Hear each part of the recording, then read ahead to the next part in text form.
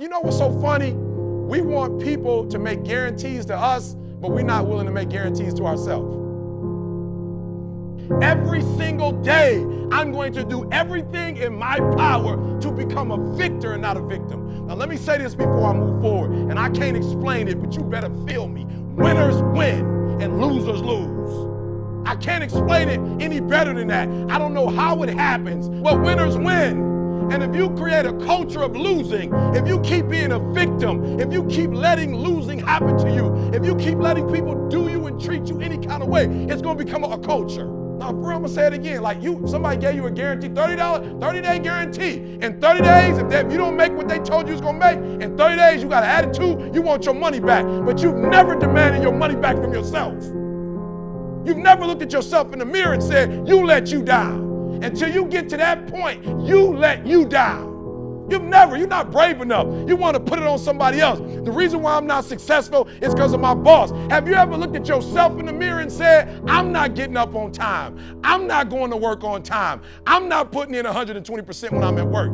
I let me down. And when you get to the point where you can say you let you down, I don't care. Listen to me, no disrespect. I don't care about Glenn. That's not why I do what I do. And I love Glenn. I don't come here and do what I do so Glenn can affirm me, so he can give me a pat on my back. I care more about me than I care about what Glenn thinks about me. I have standards. I have values. I don't care how much you pay me. If I speak at an elementary school for $300, I chose to do that for $300. If I chose to speak at a prison for free, I chose to do that. And I will not go in there giving those prisoners less than what somebody pays me $100,000. Why? Because I value myself enough to give 120% or don't do it. And that's the problem with some of you.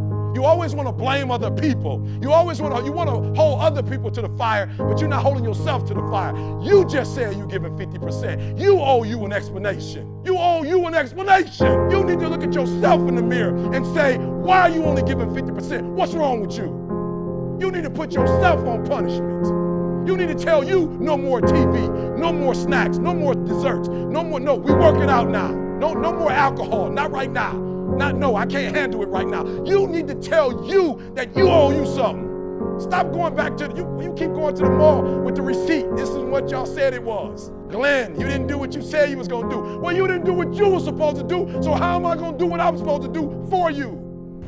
And many of you are taking anything because you don't know what you want. And so if I can do one thing for you when you leave this room, I don't want nothing from you but for you to leave this room and know what you want. What do you want in your marriage? What do you want with your son and your daughter? What do you want in your health? What do you want financially? Like, how much money do you want to make a year? What do you want to drive? How do you want to live? Stop just waking up like an accident. What do you want?